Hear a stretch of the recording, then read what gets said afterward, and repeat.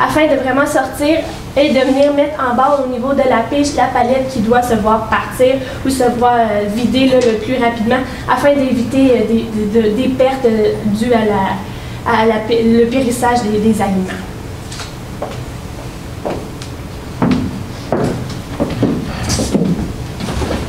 Aussi, la question des équipements mobiles. Actuellement, vous avez 12 monts de charge, vous avez 2 chariots élévateurs et vous avez 47 transpalettes simples.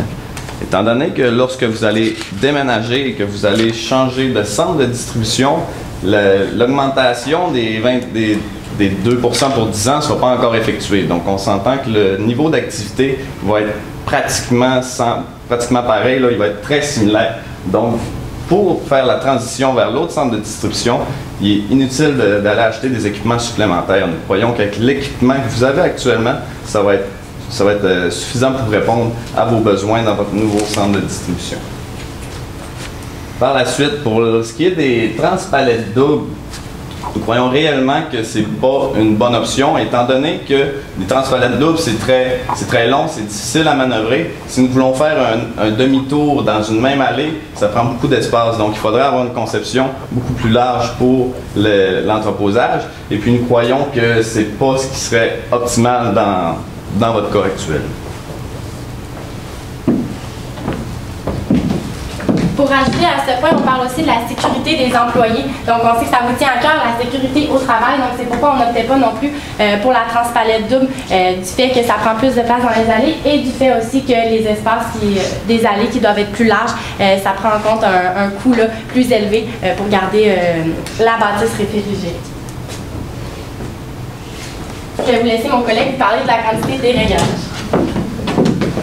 Actuellement, vous avez 8400, en 2011, vous aviez 8479 palettes au total de produits. Nous avons amené cette quantité de produits jusqu'à aujourd'hui, en 2013, il y a une semaine.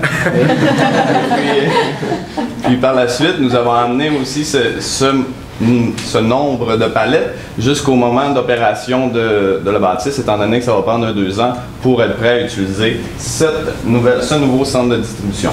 Donc, nous avons augmenté de 2% sur 4 ans, et puis ce qui a amené à 9177 palettes.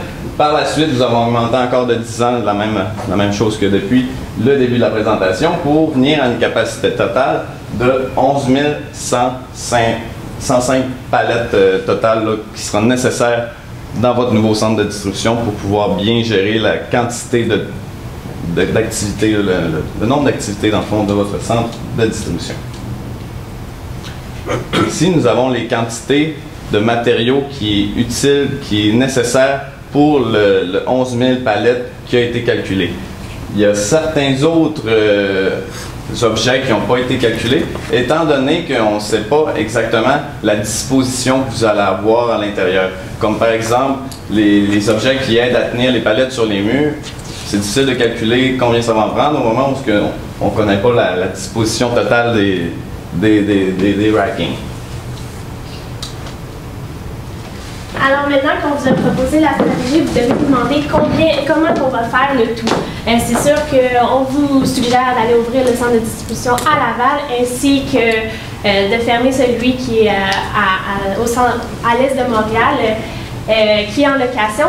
Et ça, la location se termine dans 2 ans. C'est pour ça que le centre doit être fonctionnel d'ici 2 ans.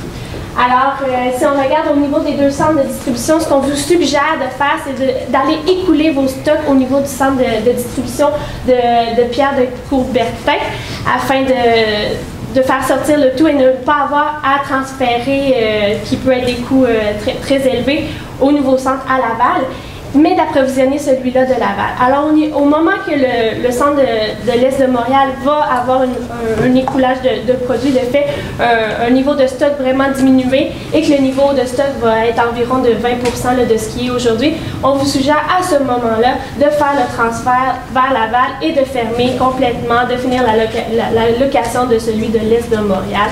Alors, de procéder de la sorte afin de, bien sûr, éviter des coûts afin de transférer toutes les alimentations, tous les aliments qui se trouvent au centre de distribution de l'Est de Montréal.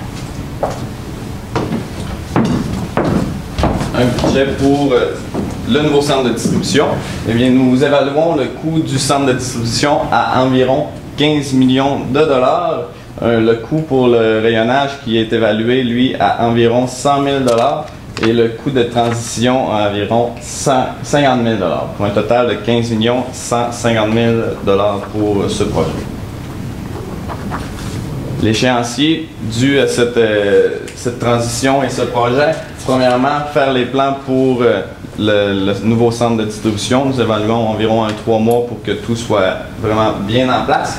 Par la suite, une préparation du terrain et la prévision des achats avec les fournisseurs, environ 3 mois.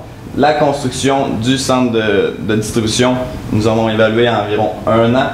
La transition qui va se faire graduellement, aller jusqu'au moment où vous allez avoir 20% du stock actuel pour faire la transition. Donc ici, on n'a pas mis de temps, mais ça va plus être un objectif là, quantitatif. Là. Et par la suite, la fermeture finale du site, il va falloir retirer les équipements, il va falloir fermer le site étant donné que c'est une location que vous avez actuellement. Donc tout ça va rentrer dans les 2 ans nécessaires là, pour quitter les lieux là, de l'endroit que vous opérez là, au moment présent. J'aimerais simplement rajouter une petite partie concernant la gestion du changement. En fait, nous sommes conscients que tout cela demande beaucoup de changements et on veut que les employés soient informés de ce qui se passe dans l'entreprise. Donc, on vise à faire une équipe multifonctionnelle qui implique les gestionnaires de chaque département qui sont dans le centre de distribution présentement pour faire la communication aux employés et ça avec la directrice, bien sûr, du département et d'inclure tous les employés, de les informer de ceci et lancer la communication et ce, dès demain. Bref, dès que vous êtes prêts à instaurer les changements. Pour conclure, j'aimerais finaliser tout ce qu'on a fait aujourd'hui, c'était vraiment pour aider Métro à prévoir la possibilité d'implanter un nouveau centre de distribution à Laval. Et pour terminer, je vous laisse avec l'analogie de la maison. En fait, nous, ce qu'on vous présente aujourd'hui, c'est un tout solide qui comprend bien sûr les piliers, le toit et l'un ne va pas sans l'autre. Donc, c'est pour ça qu'on compare à cette analogie de la maison pour vous présenter un tout solide. Si toutefois, il y avait quelques points dans notre présentation que vous désirez avoir de l'aide davantage avec ceci, nous nous rendons disponibles pour vous. Merci beaucoup.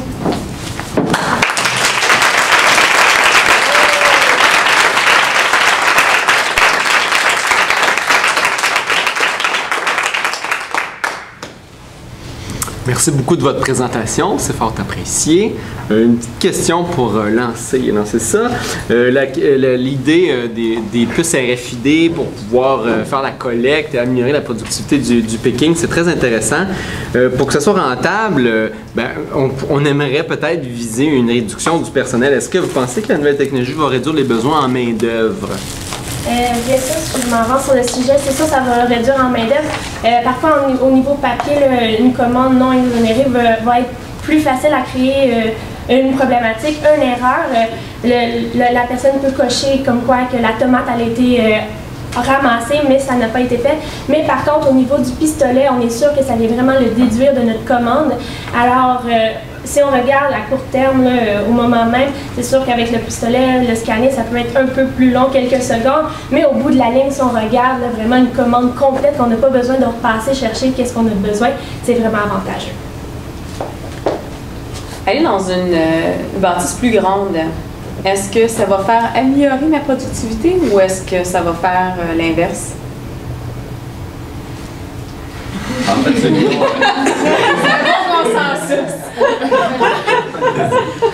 Nous, dans le fond, avec les améliorations technologiques que nous proposons, nous croyons que vous allez être plus efficace étant donné que la personne va avoir seulement à suivre son pistolet et se rendre à une rangée qui est numérotée de manière alphanumérique. Donc, il n'y aura pas besoin de chercher les produits étant donné qu'actuellement, c'est eux qui ont le plein contrôle à savoir où ils vont placer tous les items, ce qui peut vraiment causer des pertes au moment de la récolte des produits là, pour la commande.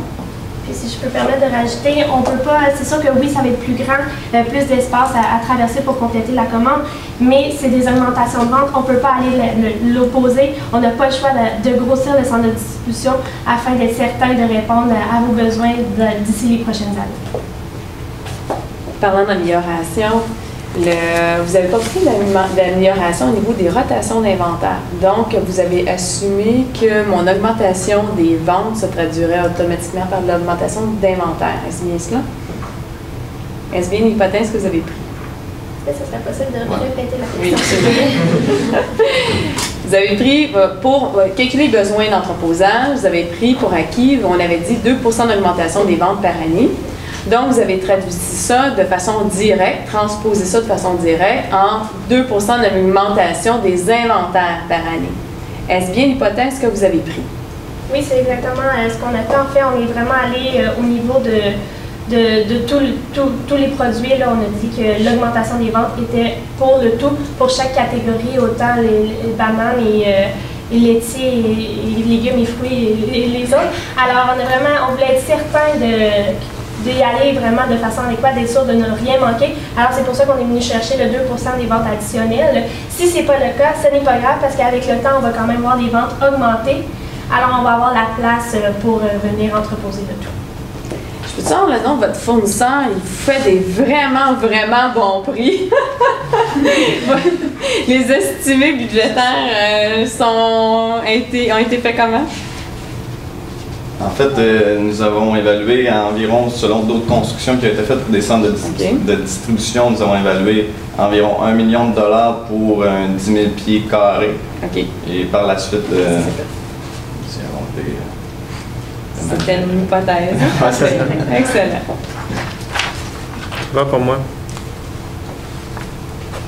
Bon, mais comme Justin qui parle tout le temps.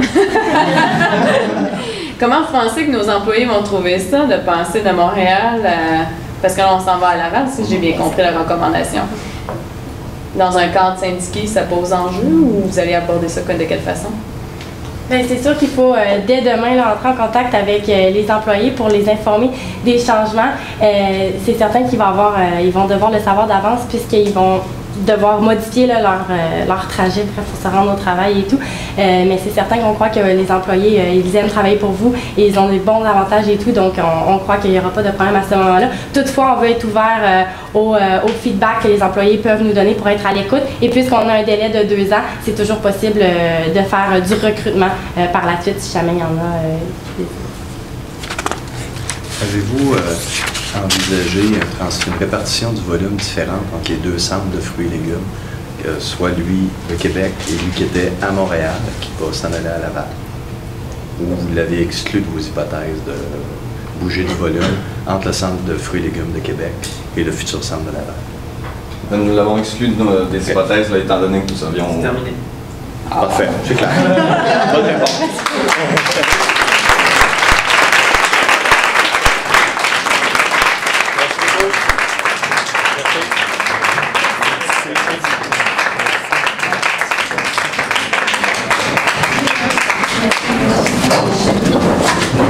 Le cours est parti, on laisse présumer